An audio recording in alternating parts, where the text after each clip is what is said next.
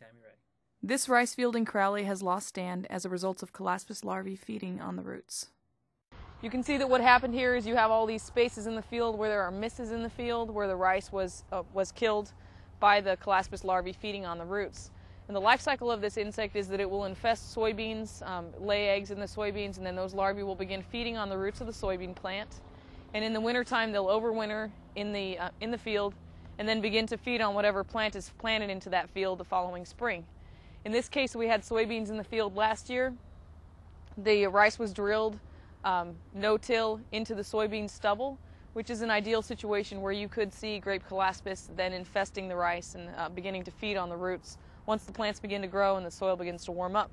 What I'm going to do now is demonstrate how you could scout for Colaspis larvae in your rice field. If you start to see what you would be looking for is beginning at the rice when it's about fourth leaf to tillering, you might start to see places in the stand where you have plants that are killed or dying and then surrounded by plants that are looking okay but might be starting to decline. And what's happening in some of these plants that are declining, like this plant that's dead here, is that the roots are being trimmed by the Colaspis larvae feeding on the roots. So what I've done here is I located a plant that was dying.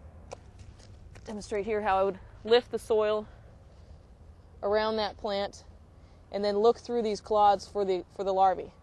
Now right here I located a Colaspis larvae. It's probably dug back down in the soil now. That's here. Here it is. This guy's actually black, which he could possibly have a bacteria infesting him, I'm not sure. You can see how they're pretty good movers. This is a grape Colaspis larvae that I just dug up out of this moist soil. So probably by applying the water to the field, it will not do any more feeding damage to the field, but you still can find them in a field when you've applied the flood. Probably, we're not sure exactly how long they'd survive, but probably still even up to a week after flood, you would still find some larvae out here. The way that you could manage this pest is by putting water on the field as quickly as you can, depending on the growth stage of the rice, whether or not it can tolerate a flood. When you apply a flood, they will cease feeding on the plants. Shouldn't do any more damage. Some of the plants are going to die because of the fact that the roots were already pruned excessively and they've begun to die already. And you would also, at that point, then just prevent feeding, and eventually they'll die because they can't survive in the wet environment. But if you did want to scout in your field, you would particularly want to look at high spots in the field. If you look at the pattern in the field, and especially before... Oh, here's an adult. So this is an adult.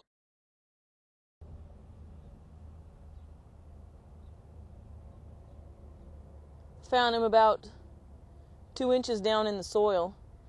What this adult is likely to do now, it may have just emerged from the pupal casing, and what it's probably going to do now is leave here and go ahead and infest a soybean field where it will lay eggs before the larvae will overwinter in the soil. This is the pupa. We just pulled it out of its little mud burrow it had made. You can see that it's kind of going through a change in form, and it'll emerge from this as an adult.